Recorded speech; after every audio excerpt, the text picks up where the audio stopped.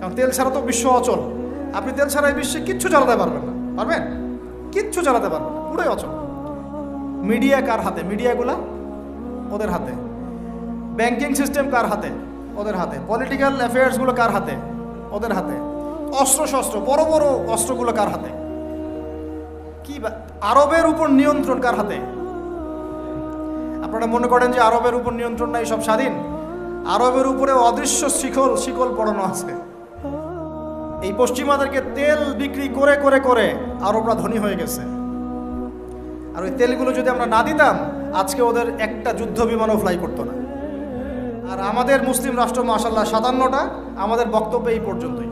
আমরা তীব্র নিন্দা জানাই। আমরা এই ঘটনার তীব্র নিন্দা জানাই। বাস দ্যাটস অল। এর চেয়ে বেশি কিছু বলারও নাই। আমরা হাসছি, বাট আমাদের কাঁদা উচিত।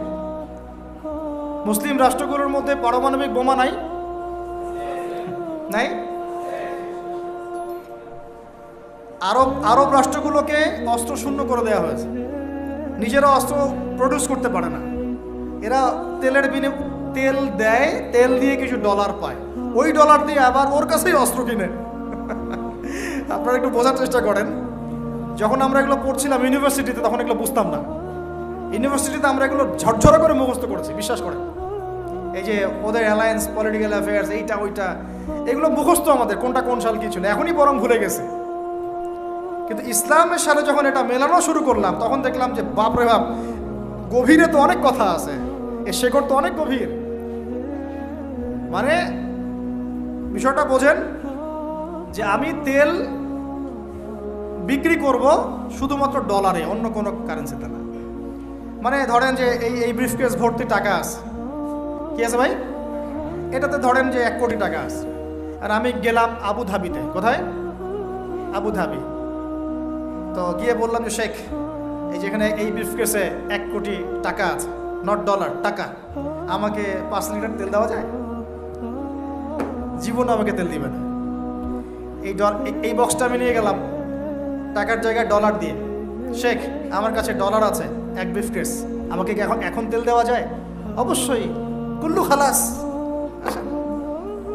অবশ্যই। ইয়া হাবিবি কুল্লু খালাস, আসেন তেল নিয়ে যান। হাবিবি বলবে তখন, আসেন তেল নিয়ে যান। এই যে শুধুমাত্র ডলার দিয়ে তেল কেনা বেচা করার চুক্তি, এর নাম হলো পেট্রো ডলার মনিটরি সিস্টেম। আপনি ডলার ছাড়া অন্য কোনো কিছুতে তেল কিনতে পারবেন না। গাদ্দাফি চেষ্টা করেছিল, মেরে দেওয়া হয়েছে, ঠিক আছে? তারপরে আরো অনেক কান্ট্রি, সাদ্দাম হুসেইন ট্রাই করার চেষ্টা করেছিল, মেরে দেওয়া হয়েছে। এই চায়না, রাশিয়া এখন চেষ্টা করছে যে আমরা অন্য কারেন্সিতে তেল কেনা বেচা করব। ইরান মাঝখানে চেষ্টা করেছে আমরা সোনা দিয়ে তেল কেনা বেচা করবো, সোনা দিয়ে। ওই জন্য দেখেন ইরানের সাথে অলওয়েজ লেগে আছে, অলওয়েজ একটা ফিকশন লেগে আছে। কারণ এগুলো আমরা বুঝি। এখন কথা হচ্ছে এই যে কেনা বেচাটা জায়েজ না জায়েজ, বলেন দেখি। এটাও ভাইদের কাছে ফতোয়া নিয়েন। এতে করে কি হলো? ডলার হয়ে গেল সুপিরিয়র কারেন্সি, ও আধিপত্য বেড়ে গেল, আধিপত্য বেড়ে গেল। যদি আমরা টাকা দিয়ে তেল কেনা বেচা করতে পারতাম, তখন আমার টাকার মান থাকতো বেশি, ওদের মান থাকতো কম।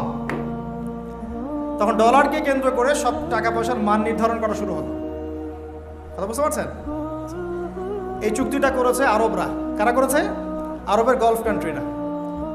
এর পিছনে একটা ঘটনা আছে। বাদশাহ ফয়সাল রাহিমাহুল্লাহ তিনি তেল বয়কট করেছিলেন, তারপরে হেনরি কিসিঞ্জার এসে এই চুক্তি করেছিল। এটা অনেক আগের কথা, এটা 4th যুদ্ধের কথা, 1973 সালের দিকের কথা। এখন এই তেলের উপর নিয়ন্ত্রণ তারা নিয়ে নিল ডলার দিয়ে। যেটা বলতে চাচ্ছি শুনুন, বুঝেন। আমি ডলার দিলাম আপনাকে। আপনার নাম কি ভাই? আপনার নাম কি? হ্যাঁ হ্যাঁ, সাকিব। আচ্ছা, সাকিব ভাইকে আমি ডলার দিলাম এক ব্রিফকেস, এবং তিনি তেলের মালিক মনে করেন। এখন ভাই আমাকে তেল দিলেন, তা আমি তেল মাশাআল্লাহ আমার দেশে নিয়ে গিয়ে বাংকার আছে, বাংকার, ওই বাংকারের নিচে তেল ঢুকে রিজার্ভ করে রেখে দিলাম, যাতে ভবিষ্যতে এটা কাজে লাগে। কারণ তেল ছাড়া তো বিশ্ব অচল। আপনি তেল ছাড়া এই বিশ্বে কিচ্ছু চালাতে পারবেন না। পারবেন? কিচ্ছু চালাতে পারবেন না, পুরোই অচল। এখন ভাই তো আবার অস্ত্র শস্ত্র তার কাছে নাই, সে আমার সাথে বন্ধুত্ব করেছে।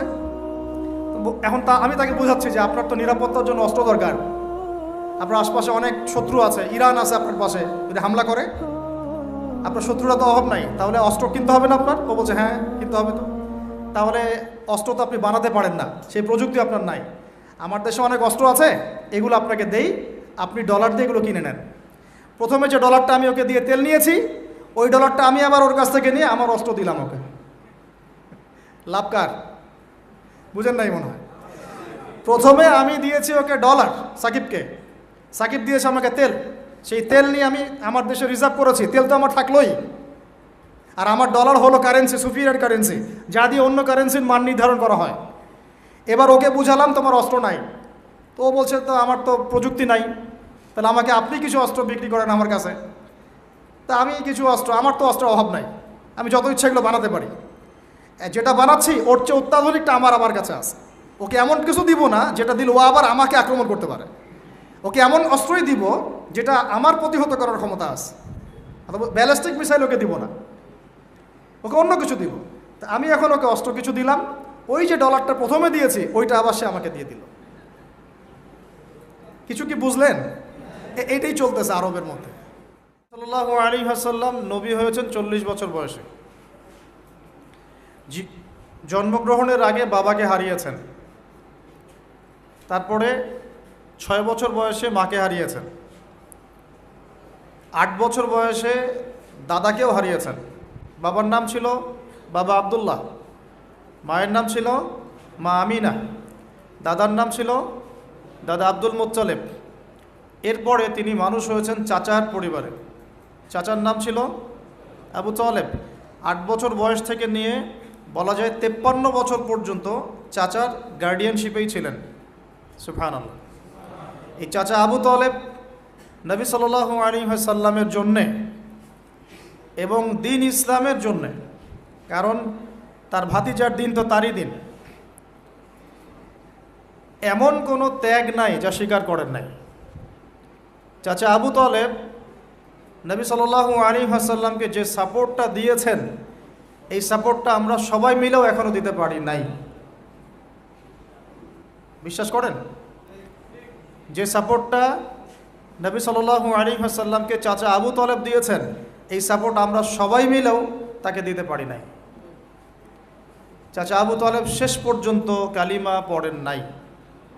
সাহাবীরা জিজ্ঞাসা করেছিলেন যে ইয়া রাসূলুল্লাহ সাল্লাল্লাহু আলাইহি ওয়াসাল্লাম, আপনাকে এত সাপোর্ট দেওয়ার পরে চাচা আবু তালেবের কি কোনোই উপকার হবে না, লাভ হবে না?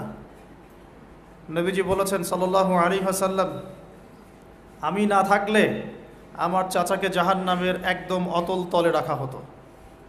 আমার কারণে আল্লাহ রাব্বুল আলামিন তাকে জাহান্নামের উঁচু জায়গায় রাখবেন, জাহান্নামের উঁচু জায়গায় রাখবেন, যেখানে আগুন তার পায়ের গোড়ালি স্পর্শ করবে, এতেই